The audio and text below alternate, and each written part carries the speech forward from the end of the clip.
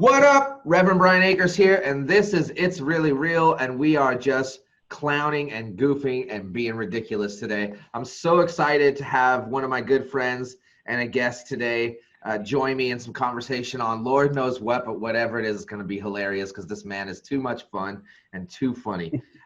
Ladies and gentlemen, please make welcome Mr. Randy Moore. Not Randall either, by the way. Randy Moore. Thanks for hanging out, Randy. I'm excited to poke some fun at our favorite sports teams and be goofy together.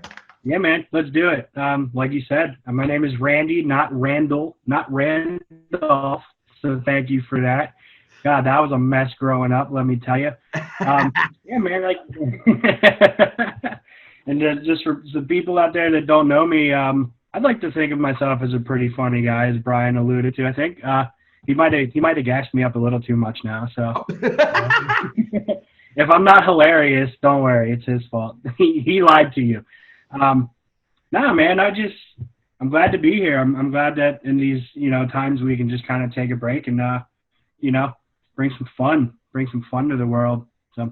Yeah, well, and you guys should know that if you're looking for any in-depth analysis on big hair bands, on professional wrestling. Oh, absolutely. DC Metro sports teams. That too, yeah. You have come to the right place. Oh, yeah. I am unashamed. I am an unashamed DC sports fan. I don't know. Like, there was a time when you could have said unashamed and it would have mattered because most people should be ashamed. But you guys are toting around so many freaking titles now. The Capitals have their recent title, the Nationals, right? Like that other team that we don't talk about. Well, that's where our shame comes from. That's where the shame lives, squarely on the shoulders. Lives. Yeah, like they who shall not be named.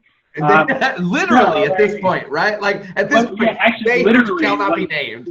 Literally, they don't have a name. So the DC Voldemorts.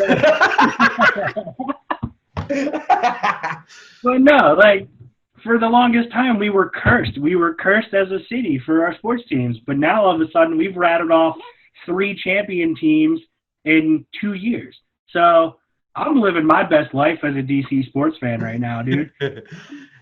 So what do you, and I got to say, and so you can see that Randy is wearing his Washington shirt, his national shirt, of course. And as you can see, I'm throwing one out to the man, Vince Scully, today, because I'm Californian. And you should know, I'm an adopted Dodgers fan, right? So I've never had, when I was younger, I moved around so much, I never had that, like, die-hard fandom for a specific team, especially in baseball. And so when I was in the Bay Area as a youth, it was the Oakland A's, during the Bash Brother eras and the Ricky Henderson era. And then we moved to Southern California, and I had some friends that got me into the Angels for a little while, but only because they were our local team and we got to go to games and stuff all the time. Right. The Anaheim Angels of Los Angeles. Oh, good Lord. Well, and that was kind of like, I was just starting to get into the Angels, and then they made the name change, and I was like, I'm out. Right. I'm out. This is all like literally just about dollars and cents. I am out. Welcome to professional sports. Yeah. Well, and so then, then I meet my wife, and her family is insane Dodger fans. So you're talking, she was raised in Salt Lake City, Utah-ish, Murray, same thing, same area, Salt Lake, greater metro area. And her dad was a Dodger fan his whole life. They lived in Salt Lake City. He was a season ticket holder for decades. And for the Dodgers? For the Dodgers. And he lived in Salt Lake City. And lived in Utah. And they would drive to California for games. Or they would spend like week-long periods of time out there and go to series of games. Wow. And so her whole family, just huge Dodger fans. And so I was like, okay, fine, I guess I'm a Dodger fan now, because she'd take me to games and stuff, and we get to have a good time. So it was fine. But it wasn't until my daughter was born, and she was born in June and in 2013. And the Dodgers were on a record run, and I spent weeks at home with my wife and my daughter. And so I would sit in this recliner that we had in front of the TV, and I would have my daughter Mackenzie would be laying right here, just sleeping on me, and I would just take in hours and hours of Dodger baseball. And that was when I really got into, okay, fine, I'm a Dodger fan now. Right. So, what is your earliest memories? Like, what made you a Nationals fan, a Washington D.C.? Because moving out here was kind of weird. It was like, oh man, there's people here that are like Steelers fans and Ravens fans, right? There's people here that are Orioles fans and Nats fans. There's people here, right? Like, and there's those weird crossovers. So what made you pick what teams were your teams, and why are you so hardcore about them now? Well, growing up, my family was all DC. I grew up in Prince George's County for a lot of my life. And even when I moved to Howard County and moved into Elkridge, essentially, it was like a split faction. Like, it was like half, Washington football, half Ravens, or, back then when I first moved into the area, DC didn't have a baseball team. So the Nationals didn't come around until 2005. And I'll be honest with you, around that time, I was kind of disillusioned with baseball because the Orioles were awful. Like, Cal Ripken was like he was getting ready to retire. It wasn't exciting to go to games and spend all this money and watch the team lose continuously. So it was just like, baseball is so boring, And then the Nats came around and they were awful. But I watched a couple games because my dad was real big into the Senators when he was a kid. And that's, they moved and became the Rangers and the Twins. And so there was no team in DC. But the Orioles would play in DC sometimes, and they grew like a DC faction of fans. So I grew up an Orioles fan, in all honesty. And I still love the Orioles. Don't get me wrong. The history with the Orioles is incredible, regardless of how I feel about them now. And it's really not even the team itself. It's more the fans, truthfully. I feel the same way about the Raiders. Yeah, exactly. But no, and then I started watching baseball again periodically, and then I would start going to Orioles games with some friends of mine as the older I got, and by then, I'm starting to drink beer, starting to hang out. And then I started really watching the game of baseball, and I fell in love with it again in the late, 2000 aughts. And then I started paying attention to the Nationals again because they were getting TV time in the Baltimore area. And I was like, hey, there's really something here. This team is not good, but they're scrappy, and they're like a fledgling organization. Like, I kind of dig it. And then all of a sudden in 2012, they just blew up into this playoff contender team. And they had guys like Jason Werth, and Bryce Harper was a rookie, and all these guys. And I was just like, man, this is it. These guys are fun to watch. And then ever since then, I've been diehard Nationals. Like, so since about like 2008, 2009, I've been it's like, important to distance yourself from the win fans, national. right? Like, you got to distance yourself from the win fans a little bit in these eras, don't you? Right. Sure. Yeah, I mean, I started watching and going to games before 2012. But like I said, I didn't leave the Orioles to go to a new team because they were winning and they were good. You know what I mean? Right. Like, I think I still got in on like the ground floor of like, okay, I can see this team is really starting to build. And then, even then, I've had my heartbreaks with the team. 2012, God, I don't even want to talk about the DS in 2012. I'm a Dodger fan in the new millennium. Right. I decided to get on board with the Dodgers right when they decided that they were full-blown bridesmaid material. Of course, yeah. Yeah, man. God. Yeah. Tell you what, they gave us a fit last year. That was a great series. Man, yeah, that was in my opinion, that was the best series in the postseason as far as I was concerned. Yeah, I tend to favor the 4-game sweep of the Cardinals myself, but well, I couldn't imagine why. Oh, that's funny. No drama. There was no doubt about it that we were winning that series. That was the best for me. My heart can't take anymore. Okay, so then jumping tracks. So there's the story of your time with the Nationals as a Nats fan. Sure. What's up with the team that has no name? How did that all unfold? Lifelong again. My grandparents. I grew up. My grandparents had Washington gear all over the place, and my dad was a diehard. And my dad always tells the story of being at the game where Joe Theismann's leg broke. So like I was kind of indoctrinated into that fandom. It's a mythos. Right. Like we had a joke growing up in my family. There's a documentary about the team from its inception to like, I don't know, like 2000. This documentary, or probably even earlier than that, probably 1990 now that I'm thinking about it. So like, it was a thing in my family where like, if you weren't a family member, you weren't a Moore unless you watched this movie. Like, okay, every family's got their indoctrinating. I think that's right. the new Hamilton is that for me now. I'm just Yeah, saying, going exactly. forward, if you haven't watched Hamilton, you're not an Akers, I don't think. Right. Yeah, it was just, I mean, like I said, my family grew up in D.C. My mom grew up outside of D.C. in Oxon Hill. My dad grew up outside of D.C. in Landover. So, you know, I just kind of grew up around it and watched it, and then that's just how it is. And I've been a fan since, you know, the early 90s, and I don't know why. I don't know why. They definitely didn't earn it. I'm a masochist. So, and I've been, you know, as a Californian coming out here about 6.5 some odd years ago, I've been clowning Redskin fans since I got here, right? For the obvious reason. I work in social justice. I have, you know, I've been adamant about that stuff for a really long time. Sure. I'm kind of like, it's kind of like the folks that right now are like, oh man, I'm all about, you know, racial justice now. And it's like, where have you been for the whole rest of your life? Because it's been here this whole time. And so for me, it's like, I've been poking that fun at fans for a long time. So as they're going through this process now, of, you know, dropping the old name, which they've already announced, and figuring out what their next name is going to be. What's that experience been like for you as a fan?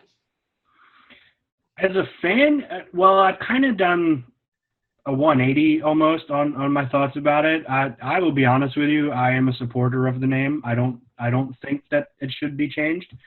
But we can go back and forth on that till we're both blue in the face. It's the fact of the matter is this: the name is changing. They have retired the Redskins name. It is gone forevermore. I've kind of reconciled with that that's happening. It's going to be weird as someone who, like I said, I've been a fan since birth, essentially. I've got jerseys. I'm looking at old ticket stubs right now. You know, there's so much history involved with that, but none of that changes, I don't think. And it took me a while to get there. Like, none of that changes. All of the Super Bowls still are, you know, they happened. It's going away. You know, it might not ever happen again, but they happened. I'm kind of an optimist. I hope it happens for them sooner rather than later now that they've made this choice, if I'm being honest. But well, I mean, nothing really is going to change until Dan Snyder is done. Yeah, he needs to go. He has been EFO. Like, even in the 90s under Jack Kent Cook, like, even though we weren't great, we were still kind of riding that dynasty high a little bit, like riding that dynasty wave, you know, playing at old RFK Stadium, and the whole place was rocking after every game. It didn't matter. I watched a bunch of San Francisco fans do that for years. So right.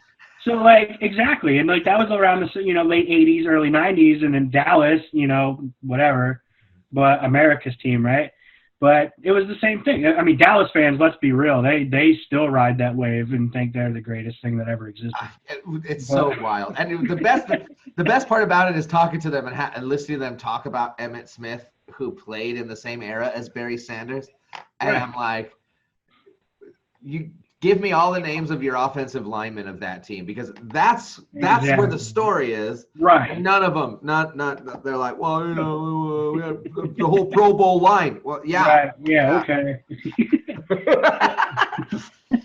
And yeah. Meanwhile, Barry Sanders is basically out, you know, taking free shots and making people miss. Right, yeah. Barry Sanders is the best ever. Barry Sanders is in the conversation with, Walter Payton and those guys, and John Riggins, who's a, Washington guy. But, back to the name thing, it's as a fan, it did take me a little while to reconcile with the fact that it's not going to be that going forward. Regardless of how I feel about it, it's done. It's gone. Mm-hmm. So, I have been on record of saying that I would not support the team if they changed the name. I have since changed my mind about that because that's good. Because it like I said, it did. It took me a while to realize that even though the name is changing, the history doesn't.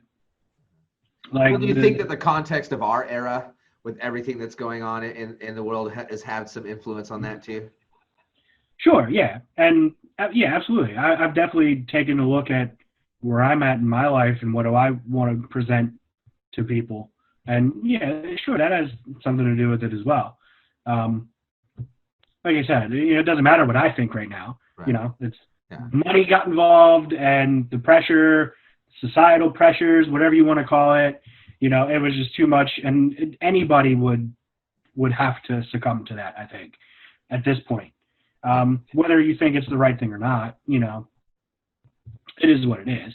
And that's that. I will. I'm also struggling with even just giving money to the team because I hate the owner so much. So it's like, I'm a fan, but I'm not buying any of your new shit. Right. Like, I might watch on TV, but I'm not gonna buy jerseys and fucking because I don't want the money to go to him because I want him gone. He needs to be gone, and that's. Well, it keeps sounding like they've got the plan hatched, and then it's like, well, then where is it? Well, then where is it? Right. Like, well, and they're like, oh, he's going to get got this time. And it's like, okay, but it hasn't happened. So what's going on? Yeah. It's going to take the NFL to make him leave. And as long as the team is profitable, they're not going to make him leave. Yeah. The team is still worth $3 billion. You know what I mean? So regardless of if they're losing sponsorship money, well, they're not anymore because they've agreed to change the name.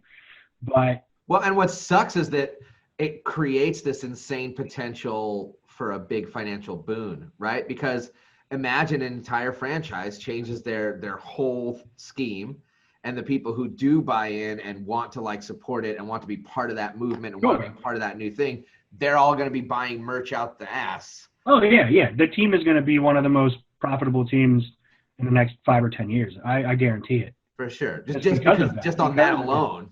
Right. Exactly. I mean, I know plenty of people who support the team and go to the games and do all this stuff, but they won't buy gear because of the logo or the name. What do you think it's going to be like for all the people like probably you that will keep going to games wearing their Redskins stuff? What do you think that experience is? Is that a thing that you would do? And what do you think that experience will be like for the fans? Well, if I go to a game, which I don't want to because I don't want to give that man any of my money, I don't know. I mean, I have a Hall of Fame John Riggins jersey that I wear, or I have a Brian Arakpo jersey that I wear, and I probably would because I don't have any gear. I don't know. I probably would. Truthfully, I don't think that anything different would happen. Especially not at FedEx, not at Redskins, or formerly the Redskins Stadium. I don't know. I got to tell you, and all we'll have to when football comes back, and when all of this shakes out, we'll have to do a video. We'll get us to a game somehow where we basically make sure that the money is going to a charity or something, so we know for sure we're not giving the money. And we'll go down there, and I'll go with you. And we'll just kind of see what it's like to be in the crowd wearing the old jersey, and then I'll buy one of the new jerseys just to be that guy, and then we'll see what's up. The thing is, though, that would just be fun. I think you're gonna see a lot of the old stuff. I think you'll still see it. I don't think it's gonna go away. You know what I mean? Yeah, that's the way white supremacy works, man. Yeah, well, I mean, there is that aspect of it also, but I just think it's a nostalgia thing. Mm-hmm. Mm-hmm. Too, and the other thing is too, in 10 years it's going to be a throwback, and they'll make billions more dollars with it. Yeah, you know what I mean? Capitalists, they find the ways. Of course, Well, and so prospective names. What are you hoping? Like, what have you heard? What are the rumors? What are you into? What are you not into? What would like totally stoke you out? For a while, everyone was saying the Warriors, the Washington Warriors. I don't like it. Me neither.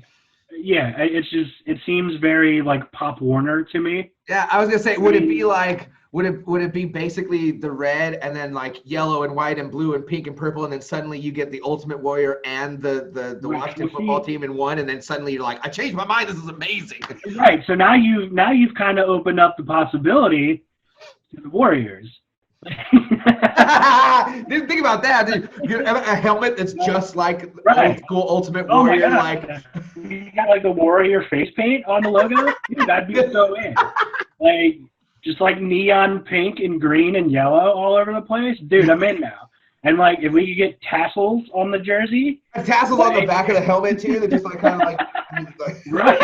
Like a headband. Dude, I'm in. I'm all in on that. Okay, for real though. So Warriors, you're right. It feels very Pop Warner. It feels very much like, go get 'em, boys, right? Right, and that's fine for how they play, I guess. But you know, I love fans that just embrace who their teams are. Listen, nobody is more critical of this team than the fans of this team. Okay, we hate our owner. Every one of us, we hate our owner, and we hate the way they play on the field. So it's just like the double whammy for us of suckitude. Like, so is it like to be a fan? Is it like the only way to stay in is to just put on like some temporary troll feel? Like we're just gonna go to troll our team and our owner until they get this thing figured out. No, well, if you look at the attendance from last year, people aren't going anymore. So it's just like, fuck it, we'll come back next year. That's funny. So what would be good then? What are some of the things that you? I'll tell you what. I saw a tweet from a former player, Fred Smoot, and it was along the lines of like, imagine it's the fourth quarter, they're playing the Cowboys, you know, Ryan Kerrigan gets a sack, and the whole crowd just starts howling like wolves, and then they say Washington Red Wolves, and like for some reason that just like put me in the stadium, and like seeing that and being in that environment, I got kind of excited about the Red Wolves. Is a red wolf a thing? Like, is that like? Hold on. It is. While we're talking, I'm just gonna Google it. Like, it is an animal that exists. Okay, so then it's already got one up on the Seahawks. Right. Exactly. Yeah. So I don't know. I don't think it's anywhere near the Potomac area or anything like that. But yeah. Okay. So it's not regional, whatever. I mean, the Ravens, okay, I get you. But, like, right. I mean, I don't see any Titans coming out of Tennessee, so. Right, exactly. Oh, so good. Yeah, so it really is a thing. Red Wolf is a thing. So, and it's not red at all. Not at all, no. In fact, it looks like a coyote more than a wolf. It's kind of, yeah. Which makes sense because it's not like a stark wolf. It's oh, it's funny. Okay, so they've got them like kind of listed in order here in this one image, and it says there's a coyote and then a red wolf and then a gray wolf and then all the other wolves. So I guess it makes sense. It would. You're a wolf, but like you're a teeny tiny wolf. And you can keep the color scheme, which I've grown to love. I don't, I see no reason why the color scheme has to change. Yeah, like I kind of that would still fit with a red wolf thing, right? Are there any other like second and thirds out there? Any silver or bronze medalists like being tossed around that you think like you could live with that you'd be into? Yeah, I kind of like the idea of the red tails. That's been like a red tail hawk almost. No, it would be to honor the Tuskegee Airmen. Oh. Is what I've seen, because that's what they called their planes. The planes were called. Yep. No, it's all coming back to me now. I like the name. I think that it would be a great honor, but I don't think it makes sense for a DC team. That's that's more Alabama. But I don't know what to do with that statement. Right. You got me SOS, bro. Right. Well, okay, so red tails. What was the other one that I heard? What did they call? the Native Americans. Was it the Wind Talkers? Oh yeah, the Code Talkers. Code Talkers or Wind Talkers? Oh, let me Google it. Right. Yeah, Wind Talkers. Which Yeah, was the like, Navajo tribe kind of suggested that. So. Which I thought was kind of cool.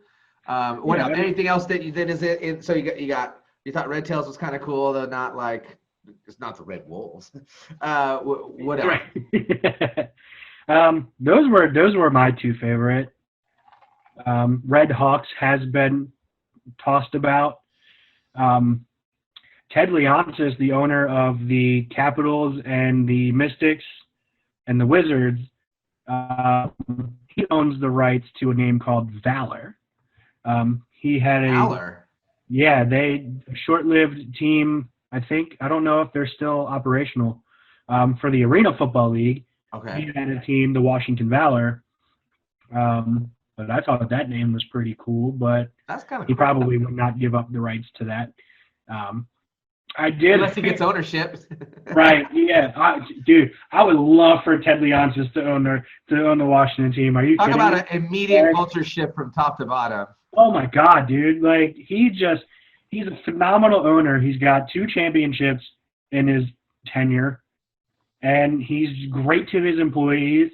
You know, and he always puts on his like the atmosphere at his games are so much fun.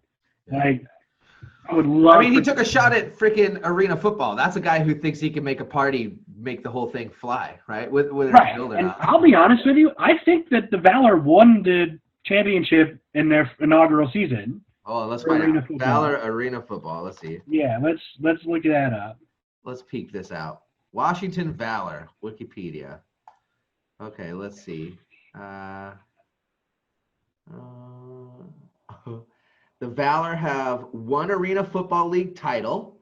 Right. Defeated fellow monumental property Baltimore in Arena Bowl 31.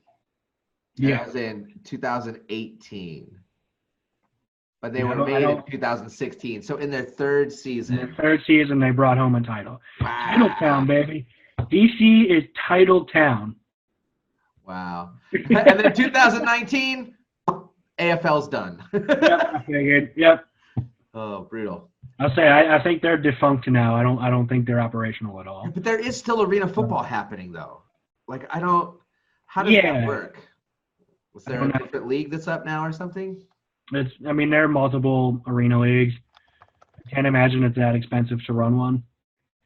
Okay. Yeah. But I don't know. I think I liked the idea of the Red Wolves. I think is my favorite. The Red Tails a close second, and everything else is kind of just like, what do you know? I mean, one of the things that I thought, there was one that I heard that made sense because of the other names that you mentioned, which was Warlocks. I thought that was kind of interesting, but it like immediately when I say it, the first thing I think of is like a LARPer, which does not scream football to me. No, not at all. Foam bat, swords, and axes, and fake. I mean, we do have the Wizards. What's that? We do have the Wizards. Yeah. Mm-hmm. So, who actually, in their own right, were also embroiled in a name change controversy back in the day. And weren't they Bullets before? They were the Bullets, yeah. It's hard to be a Bullet in DC. Yeah. Right, yeah. Well, back in the early '90s, city officials thought it was too close to home.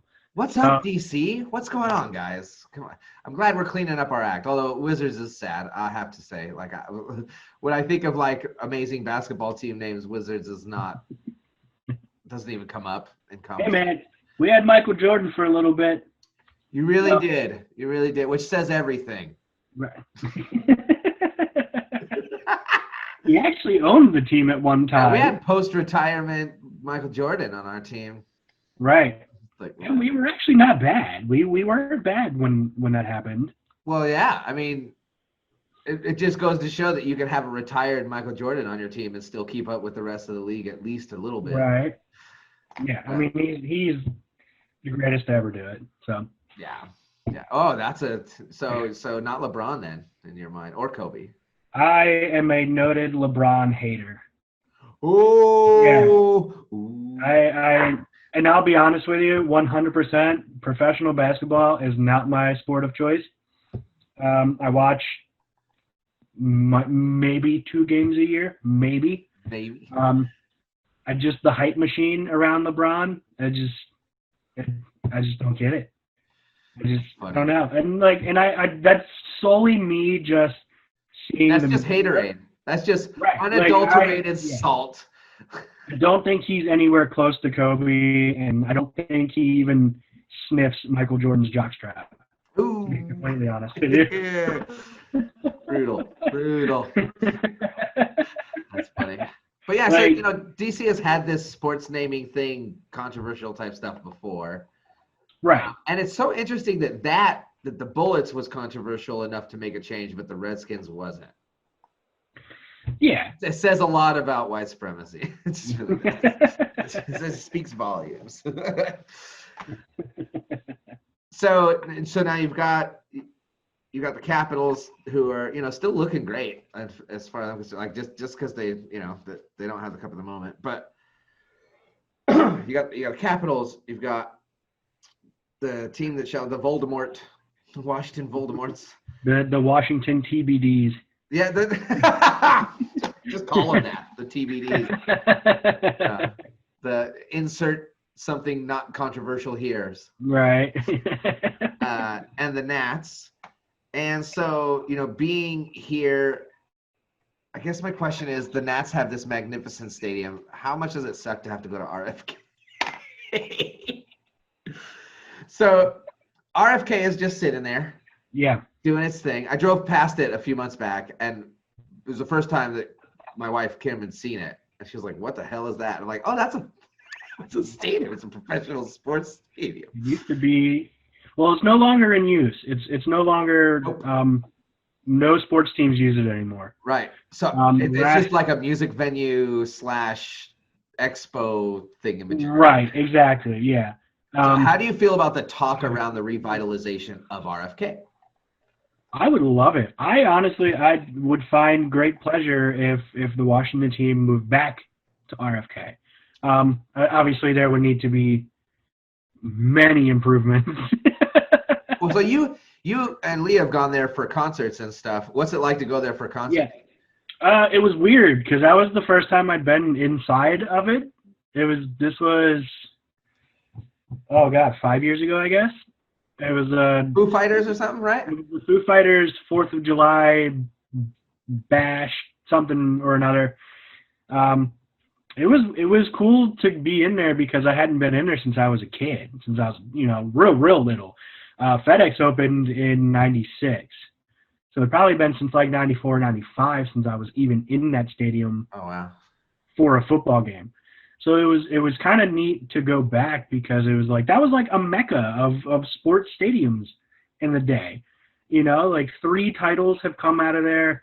The dynasty of the Washington team back in the day, I'm sure you've seen videos. You can find them everywhere. The stadium literally would rock.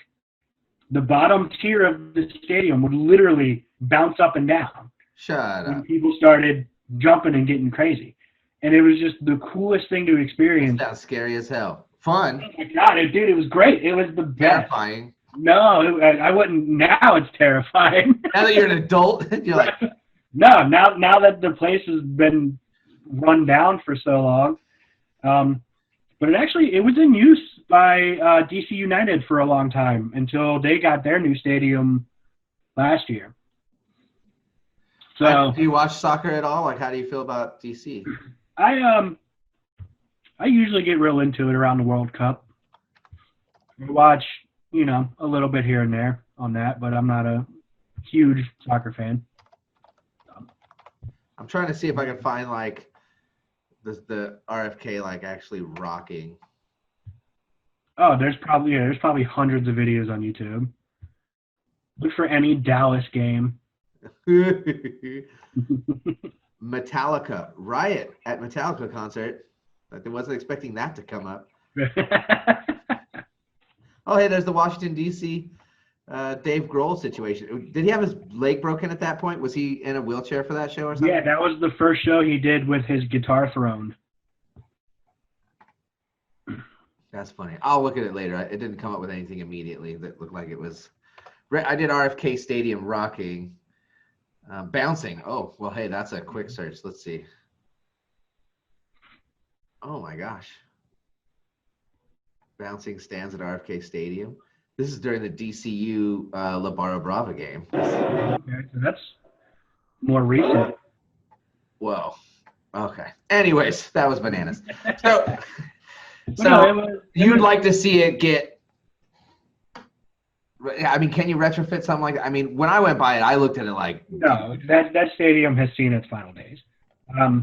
Why DC refuses to do anything with it is beyond me. It's controlled by the city. It is a city property now. Yeah.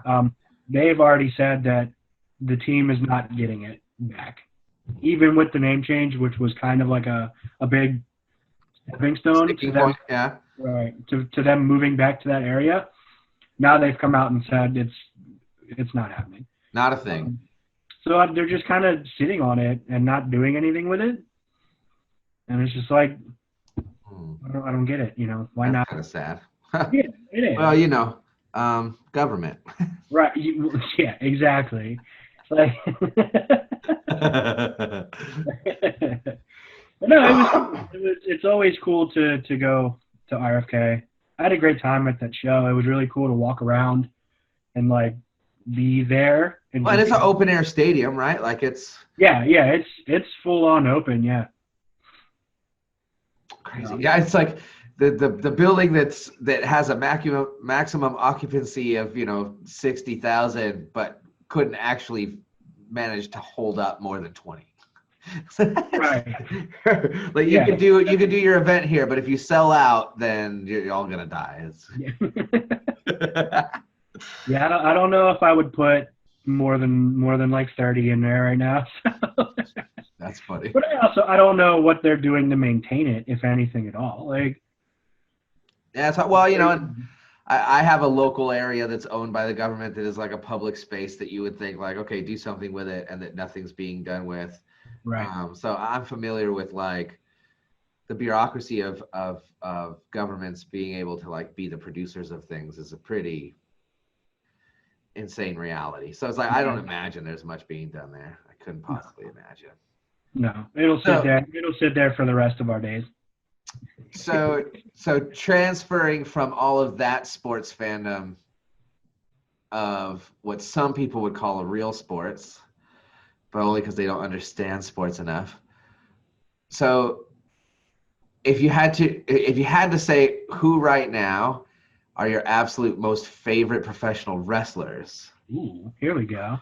Who's on your current roster? Now I have to admit, I've been checked out of pro wrestling for a long time, but I love the art of pro wrestling because I just think it's one of the most fun, it's great, right? Athletic entertainment events that you could engage in. It's just fun. So I may not know 90% of what the hell it is or who it is or what any of it is, but I'm interested in you because you and Leah are so hardcore about your fandom. So who are your fighters? Do they call them fighters? What do you guys call them? No, in the WWE, they're superstars. Oh. If you look at other promotions, they are called wrestlers. WWE has turned wrestler into a dirty word. Why? Because they're not a wrestling company. They are a sports entertainment company. Yes. It's different. I see. Now I'm respecting that. As a mixed martial arts aficionado, I would say, yeah, like that feels better to me that they would get away from wrestling because if any of them fought a real wrestler, well, we've seen what happens to them when they fight real wrestlers.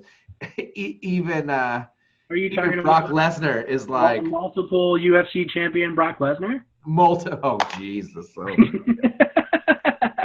can't even start with you. Anyways, yeah. So who are your superstars? Oh right man, now? Well, honestly, I kind of watch the minor league WWE promotion NXT more than the main roster right now. So there's like is there like a farm organization? Yes and no. It started out as that, but now it's kind of grown to its own brand essentially. So it's like the old school WCW. No, it is a WWE property, Okay. But they just have they have the main roster and then they have the NXT roster, and they do interchange every once in a while. So they will actually call up. So they'll call super fights and. Yeah, it is essentially a farm system. Okay. They operate out of the Performance Center in Florida. How many of them have COVID now? Not a lot, actually. Not as many as you would think. There have been some positive tests in the industry, though. Oh, wow. Okay. But honestly, my all-time favorite right now is Keith Lee. Who? Is this guy named Keith Lee. Okay. And right now he is the current North American champion and NXT World Champion. And this guy is bad. Holy crap, he's huge. Right. He's a fucking brick house. Like wow, this guy is giant. You know who he reminds me of is DC. He reminds me of like a larger. Right. a much larger, but like just like his physique and kind of like he's got that Daniel Cormier kind of vibe going on. Yeah.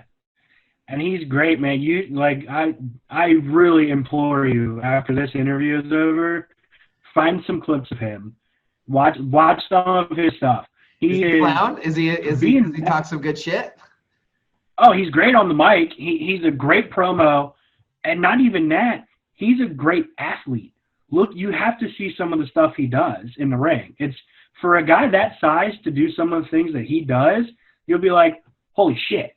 Like, he's a monster, dude. He's a monster. Dope. So Keith Lee, who else is on the roster? Keith Lee. I really enjoy Asuka. She's on the main roster. She's on Raw. She's really good. She's a lot of fun to watch. I don't know. Asuka? How do you spell that? Asuka.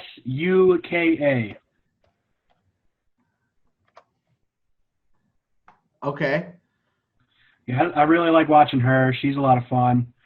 I don't know. It's hard. I really love the Japanese pro wrestling, American pro wrestling crossover stuff. And I feel like our culture is getting more amenable to like kind of integration with that kind of thing now. Well, I think a lot of American wrestling fans really appreciate Japanese style wrestling, but I don't think we will ever be as into it as the Japanese fans. Like, they are hardcore. There's a saying in wrestling, it's called kayfabe, and that's kind of like the storyline. Like, if me and you are in a fight, if we're in a series of matches, you're the bad guy, I'm the good guy, or vice versa, we would never be seen together in Japan. You wouldn't see us backstage together. You wouldn't see us in a car together, at a bar, nothing. They take that so seriously, and which is what Americans did. The American wrestling did that in the 80s, and it kind of died in the 90s. But the Japanese fan base, like, if you're the bad guy, you're the bad guy. Like, they don't want you to do autograph signings, nothing. Like, wow. It's tough out here for a heel in Japan. Exactly. And what's interesting about that culture too is, so with mixed martial arts, there was a former organization called Pride. Yeah. And Pride, they to this day, as far as I know, I'd have to double check because recently some of these prize fights have been huge crowds, but they historically always had the largest crowds. Sure. And during the fight, you can hear the fighters breathing in Japan. So you would have thousands and thousands and thousands and thousands of fans that understood the sport so much and were so intensely into the action of the sport that you can hear everything happening in the ring. You watch a UFC event now, and it's like they could throw a mic into the freaking thing, and you have a hard time hearing some of the action, right? And this is like all of their mics are on the outside of the ring, and you can, like, from the top row, you can hear the stomp of the mat and the whole 9 yards. And so, like, I think it's interesting to see the interplay of those two cultural things in their fight culture, right? Because really, if you think about it, pro wrestling is a piece. It has its own little piece of fight culture, right? Sure, yeah, absolutely. Because it isn't actual fighting, but like Yeah. it has that same vibe and kind of ilk. No, I think the Japanese culture, as far as fighting goes back centuries in Japan. So I think they have a little more respect for it than we do here. I think we took our cue from the Romans and just yeah. So what are your first memories of your first like absolute favorite pro wrestlers? Oh, Shawn Michaels is my all-time favorite. That I still love that clip of him kicking everybody in their mom. That's like one of the greatest one of the greatest clips of all time. I honestly couldn't tell you how I like really got into wrestling. There's not really like a defining moment for me as a fan. I know What's the first WrestleMania that you remember? My first WrestleMania that I like distinctly remember getting, we didn't get a lot of the pay-per-views when I was a kid, was WrestleMania 12. And that was the Iron Man match between Shawn Michaels and Bret Hart. It was a birthday gift. My parents got it for me for my birthday. Oh, wow. So that's like the first pay-per-view that I really remember watching. Yeah, I could only ever do pay-per-view if somebody invited me to their house. Right. Well, later on in life, one of the neighbors had a black box and used to give them for free. So every month I was over at my neighbor's house watching them for free. Awesome. But yeah, I don't remember like a defining thing that was like pro wrestling is the best. I just kind of it just happened. So who else in that era of the Michaels era, that early era that you were, Bret Hart and all those guys, the Hart brothers and all that, who were your like primary besides that? Like what in the stable of folks, who did you like to see compete? Oh man, Bret Hart was always great to watch. Ultimate Warrior was a lot of fun. He was always a good match. He wasn't a great technical wrestler. He was all more. It's just full pure unadulterated aggro. He was always gassed out by the time the match started because he was just so intense on the way to the ring. But like for that, 10 minutes that he was on screen, it was just like the most captivating 10 minutes ever because he was just so intense. And you're like, what the hell is this guy going to do? And he was so strong that even if he was gassed, he could still pick you up and throw you down. You know what I mean? So he was always like fun to watch. As far as like really good wrestling, Bret Hart was like the best back then. So he was always fun to watch. I actually really like the slower kind of like catch as catch can type wrestling. And he was great at that. And Bret, his brother, Owen, was also great at that. So they were always a lot of fun to watch. Shawn Michaels was just a dick. And he was just always like the consummate heel and just was funny. And he was also a great wrestler, too. He's pretty underrated as a technical wrestler because he did a lot of the high-flying flips and all that shit. And I'm trying to think who else. Like, I was so over, like, the Hogans by that time. So that just dates me, right? Like, I remember Hogan and Macho Man, fighting over... gosh, what was her name? Was it Miss Elizabeth? Elizabeth, yeah, okay. Miss Elizabeth, yeah. And I remember what a huge deal it was when Ultimate Warrior fought. Did he fight Andre the Giant, or was it Hogan that fought Andre the Giant? Hogan slammed Andre. Yeah. So I remember that vaguely. But back in those days, and we had, I liked all the goofy stuff. So there was the Bushwhack brothers. Love the Bushwhackers, dude. Oh, they were great. They were so fun. They were always my mom's favorite. My mom would always like them. She liked that they like. We used to do that walk. Yeah, exactly. And then it just kind of like started to slip away. I remember WCW was doing its thing, and they had Sting, and they had all these, and then the Undertaker started showing up, and Paul Bearer was hilarious, and Really had a lot of love for Paul Bearer and for the Undertaker, but and then the Undertaker just like talk about the evolution of a singular entity within pro wrestling as a mythos. Oh yeah. I mean, like in the beginning, he never spoke.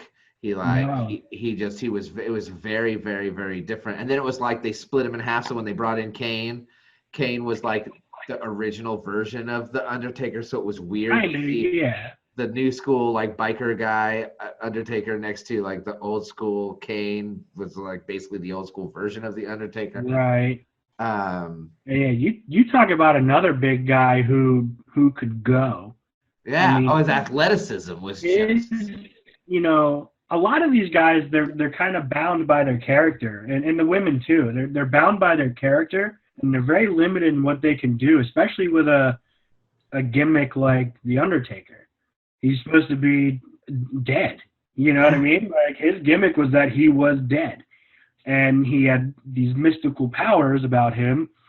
So his matches typically were very slow. They were very methodic. They were very powerful.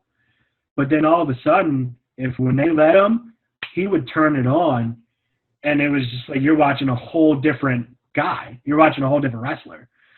So he was another one that was always fun to watch back in the day, and he's been a part of like some iconic matches too. Oh yeah, all the cage stuff of him and Mankind. Oh my gosh, like just ridiculous, just stuff that's like still like sticks in your brain. Oh yeah, I can watching that as a kid is scarred into my brain right now. I could explain to you that entire match.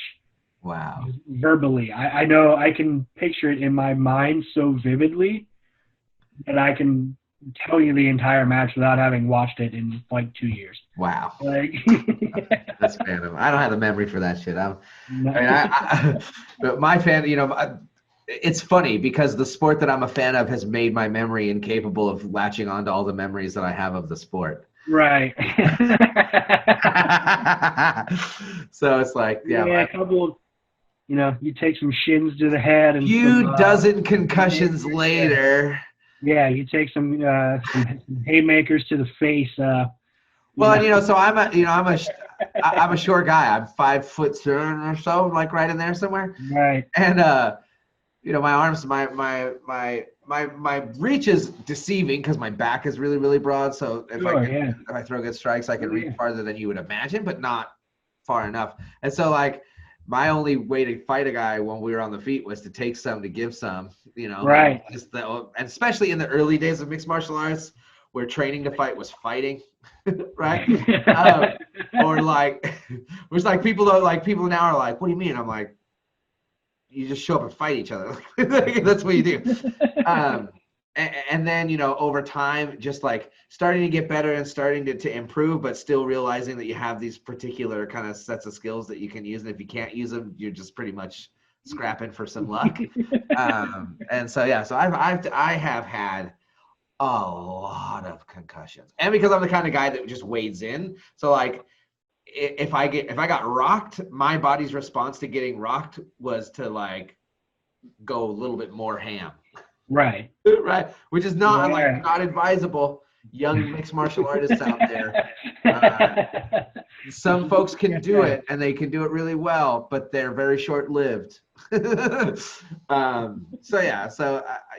you look at the physical costs of that, and I think about all the physical costs of pro wrestling, right? Which is a big piece of pro wrestling's history, is the physical toll that it takes on its athletes. There's countless stories of men and women in the business who are no longer with us. I think it's a ridiculous stat of like something like 85 or 90% of former professional wrestlers have some kind of like congenital heart condition because of mostly the steroids that they were taking back in the day. So like the heart just can't fucking keep up. Like, so it's something ridiculous like that. I imagine that there's a lot of CTE that's happening with these guys. I think if you're familiar with Chris Benoit, from WCW and WWE. He, well, I don't want to get too dark, but he ended up actually murder-suicide, his wife and kid and himself. Oh, wow. And then his family sent his brain away, and they were like, his brain is mush. And they were like, well, this is weird because he does professional wrestling. It's not like a real thing. People that don't understand physics. Right. And then you kind of start to think about it and you go, oh my God, his finishing move was a diving headbutt from the top rope. So. Oh, wow. Yeah, 300 days a year for 19 years. Off the top of the year, at the top of the ring, head first. Jumping off the top rope and either actually headbutting someone in the head or the shoulder or the canvas. Like, that, people that say. Will mush your brain up real good. Exactly. And they're like, I watched the documentary Dark Side of the Ring on Vice, which is a phenomenal Is it good? television series. If you want to know, like, the craziest wrestling stories, like, check out that show, dude. It's wild. And they showed the scan of his brain, and they showed a normal brain. And it was just like, they're like, if we had to guess, his brain probably felt like a marshmallow. Like, yeah, man. Right. So, like, I mean, the physical toll of wrestling is very real. Very real. Very real. Well, and I thought the to movie The Wrestler did a lot of real justice to that struggle, in my opinion. Yeah, a lot of people say that that's pretty true to life, yeah. And you have to think about it, too. A lot of these guys are independent contractors. So they're... Yeah, so if they don't keep the crowd up or they're not selling tickets, and, and that's how it was. And I imagine it's probably the same way. So in indie music or in mixed martial arts, prize fighting, boxing, the way that you get your contract is they say, okay, here's 3,500 tickets. Yep. And you owe us X amount of dollars, which is basically about 50 to 60% of the cost of those tickets. Exactly. And so you sell those tickets to make your money. And if you only sell 60% of the tickets, then you make no money. Right. You just break even with the organization that's putting on the fight. And then you have to sell all of that before you even start making profit. So you have to have enough profit, right? And so I think people underestimate the amount of hustle that is not just the physical hustle. And I'm sorry, but mixed martial artists have the most intense physical hustle of all athletes, in my personal opinion, and crammed in the shortest period of time. Yeah, I would tend to agree with that. Yeah, crammed in the shortest period of time. You got a 6-week fight camp leading into a fight, and everything hangs on that one fight, right? Like, so it's just really, really, really intense. And then you add to that in the early going when you're fighting for these amateur and these smaller pro level organizations, that you're not even making money until you've got a fan base that will pay for your tickets, right? So it's and then there's a whole other aspect of that, especially from my knowledge of the wrestling world. Back in the 80s and 70s, some promoters wouldn't even pay the guys. And then what are you as a professional wrestler going to do? Yep, but that's how like the late 90s and early 2000s were in mixed martial arts, that you would put the whole thing together and then you'd go and you'd fight, and then at the end of the day nobody would get paid. Like, the guys that organized it would just bounce with all the money, and then the hotel didn't get paid, like on the Indian reservation, right? Like the fighters didn't get paid, the nobody got paid. So what do you do in that situation? You can't go after the promoter because they're friends with other promoters. And then it's a good old boy network, essentially. Yeah, this guy, he didn't want to play fair in the ring. He didn't want to do what I wanted him to do, so don't hire him. You kind of have to just, a lot of the older wrestlers have to just suck it up, and they didn't have the means to go on. That's why you see a lot of these older wrestlers, they do these, shitty expos and like autograph signings and, Weehawken for, $500 and whatever people pay them to get autographs. And it's just like, you see pictures of these guys and they just look so down and so defeated. It's like, 'cause they didn't make any money back in the day. No. They don't have health care. It's just like. Yeah, and it's weird because in my era of mixed martial arts, you didn't have $1 million prize fighters. No. Holy fuck. If you made a 6-figure income off of a mixed martial arts main event fight, you were in a rare air. you were breathing rarefied air, Brian. Back in the days when you could go to a live fight, wander around and bump into 4 of the 5 then title whole champions of the world, right, in the crowd. Right. So, but anyways, I think there's a lot of good crossover there between MMA and from a fighting culture standpoint. I think so too. I appreciate fandom of pro wrestling, and I would never call it fake. It is performance athleticism. Sure, yeah. I will say that, but it's not competitive athleticism, but it is every bit athleticism on every level. I would disagree with you that it's not competitive, because even though the storylines are pretty much, most of the time a match is already decided before it goes on. There have been instances where the outcome of a match has changed during the match based off of like how the crowd's reacting, or just any number of things. But it's never set. It's never a done deal in the business, as they say. Like, I mean, you look at things like they call it the Montreal Screwjob. When Bret Hart was getting ready to leave WWF at the time to go to WCW for an exorbitant amount of money, back when guaranteed contracts first started in wrestling, he was gone, but he was the world champion. And he didn't want to drop the belt to Shawn Michaels. He said, I will do it for anyone else except for him. He goes, if you make me do it to him, I'm not doing it. I'm taking the belt and I'm going to this other company and I'm going to wear your belt on TV, is what he said. So they came up with a plan that they were going to get the belt off of him one way or the other, and they essentially screwed him in the middle of the match. Wow. And literally just rang the bell and declared Shawn Michaels the winner. Immediately after he did a submission move on him. And so, it's never a done deal. I don't know. I hate when people use the word fake. Yeah.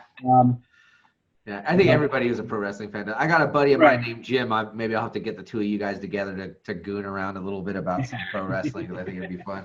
But so, we've been talking for a while now. I think we got, we've spent almost an hour together, if not more. And so I really appreciate you saying yes. I think one of the things we talked about before we started recording this is like that you can't just be full blown, super hardcore, serious about everything all the time, always. Sure, yeah. And so I really appreciate the breath of fresh air to be able to just sit and bullshit with you for a while here about just some fun stuff, and to keep getting to know you, and to keep, just having a chance to just get goofy and be dumb, even in these times where there's so much important stuff happening, without, diminishing the fact that we live in a really important era of history right now. Yeah.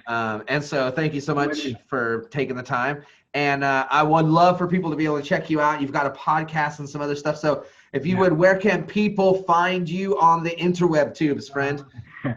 My wife, Leah, and I, we do a podcast called All That and More, MOORE, kind of a play on words there. Our last episode we did was actually really cool. We interviewed one of my favorite artists, a guy named Bosley. So we have an interview with him. Haven't done much, been kind of struggling creatively recently. So we haven't really done much since then. But you can check us out. You can find all of our previous episodes on Spotify, at All That and More. Facebook also, All That and More.